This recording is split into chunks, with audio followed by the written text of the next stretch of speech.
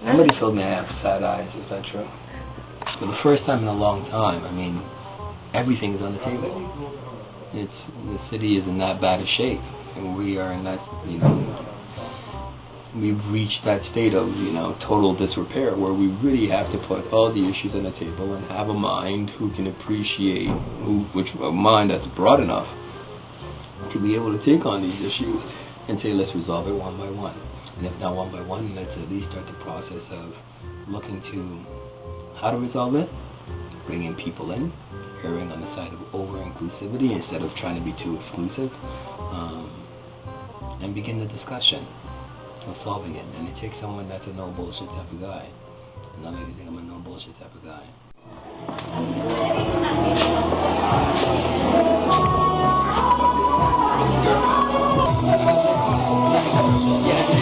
I am Rocco.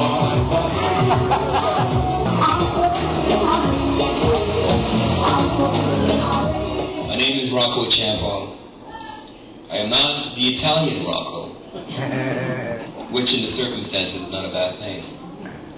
I'm going to be, if you'll forgive me, I'm going to be the next mayor of Toronto.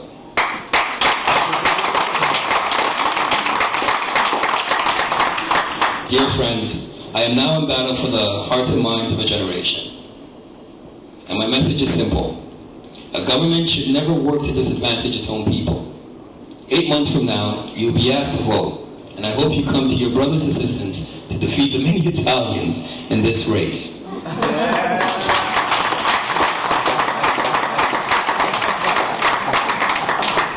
Let me get more comfortable.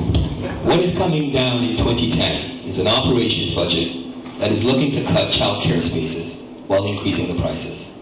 What is coming down in 2010 is an operations budget that's looking to increase user fees for the very same amenities that many of us use. What is coming down in 2010 is a budget that increases the salary of the non-unionized personnel in City Council while preying on the very poor. I think in 2010 it is okay for a 31-year-old young lawyer to rise up and say, enough is enough. I will need your help. 8 months from now is the vote. I will be coming to celebrate Ethiopian New Year with you at Christie Cooks. I will be reminding you then, and we will be a few weeks away. Help me make history. Help me give not only my generation, but also your children, those that are coming up, a belief in themselves that they too can also rise and participate in the society that is now your home. Here too, Africa is to be found. Thank you very much.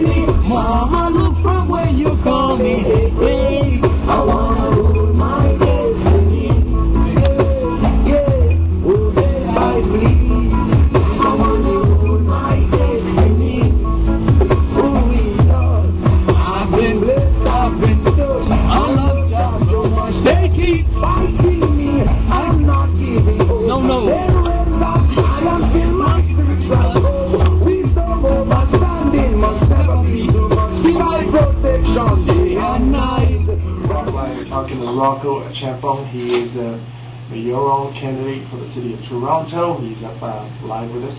Calling number 416-736-5656. I come in with an old perspective applied in new, and we know the principles exist. And the one principle is be fair. I don't think one needs experience of fairness to be able to be a fair mayor. You just have to be fair in the way you think. You have to see through the nonsense that many in the upper echelons of the city bureaucracy engage in to justify your own salary increases, to justify new taxes on people, to find new and innovative ways to take money out of your pocket. Be fair, be truthful, and be one with the people. And that is why the wisdom of our forefathers left the qualifications of that office at Canadian citizen, so he does care about the land. Okay, there's a connection to our land. 18, so he's not just a boy. okay, and he has some property. That's why they left it there. Anything else is imputed and put in by people that want to keep people out. Simple. I'll ask one question and I'll get it, Brent, and I want to get it. Do you feel or believe that Toronto is ready for you? I know Toronto's ready for me. And you have to only go around the 44 wards and many communities to see that they're ready for it. You're really ready. People are inspired. People are so disconnected. And you're not apathetic. You're watching. You're watching what's going on. But they don't want to engage because they don't feel impacted. They don't feel a part of it. And I'm trying to be that candidate that can corral that feeling, that discontent with what is the current state of affairs, and hopefully I champion your cause. All right. You transcended racial barriers in school at the University of Toronto. They're young. Their minds are a lot more in a place where you and I are more. Right. The older generation might not necessarily have the same mindset when it comes to a transcendent. No, that's not true. No, I think there are right and wrong forces in each generation. But you forget the older generation is the reason why you and I can sit here too, George. Okay. They're the ones that fought for civil rights. They're the ones that fought for equality for all persons. They're the ones that fought for a codification of a system of laws that prohibited discrimination on the basis of anything that you know is tertiary to a person's ability to do anything. Yes. All right. So the older generation you speak of are the reason why we are so progressive. I understand that, but will they accept your sweeping change with the newness and the youth that you bring? Yes. Okay, final question, straightforward. Is Toronto ready for a black mayor? Toronto has already had a black mayor. He was acting mayor in 1907. This was William Peyton Hubbard. Now, William Peyton Hubbard is the reason why we have a public Toronto hydro, because he promised the people of Toronto then that he would keep hydro rates low, secure, and reliable. And one of the biggest issues in this election is the privatization of hydro. So maybe it's time to have another black mayor to renew the promise and keep the promise of the older black mayor that was here how many years ago? 100 and something years ago. Thank you for coming. All the best of luck. Thank you, George. Once again, it's www.roccoformayor.com. Good night, everybody. We'll talk to you again next week.